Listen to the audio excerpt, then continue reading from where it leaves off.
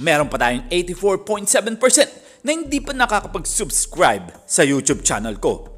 Bagong lahat, huwag natin kakalimutan na mag-subscribe and click the bell para ma-receive ninyo lahat ng aking notifications. Chris Ross, Mo Tautua at si CJ Perez ng San Miguel Beermen. Mga parkoy, pinag-uusapan na nga sa social media ang tatlong player na ito dahil bali-balita nga.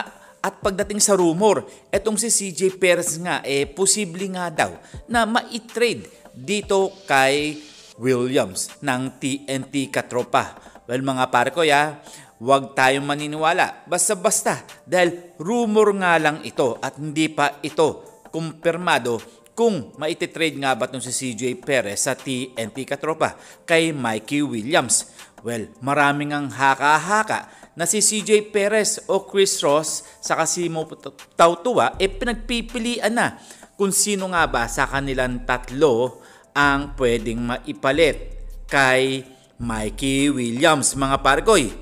Dahil kung ako ang tatanungin mga parkoy kung pag-uusapan ang trade dito kay CJ Perez medyo panalo rin naman ang TNT Katropa kung dadagdag pa ng future pick. Ang TNT walang problema dito dahil alam naman natin ang SMB kayang ibigay yan at kayang ibigay din kung magkano ang kailangan ni Mikey Williams. Ito nga si Williams nga alam naman natin na parang ayaw na yatang tanggapin ng TNT Katropa dahil nga sa mga nangyari dahil nasa 2.4 million yata ang hinihingi neto na sweldo per month. Well mga parkoy, masyadong malaki nga yun para sa isang player. Although may napatunayan na siya pero nag-iisang player to na humihingi na ganong kalaki. Magaling na player to pero sobra naman yata yun, di ba mga parkoy? Kayo ba, ano ang inyong masasabi dito?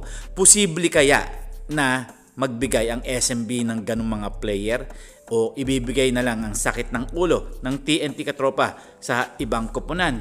Mga parkoy, magkomento lang kayo. Siyempre, sasagutin natin yan isa-isa para tandaan nyo lang to mga parkoy rumor lang to at malabong mangyari nga ito dahil nag-uumpisa na rin ang season ngayon na 2023 at 2024. And this is Ton The Boy Vlogs. I'm out. God bless you all.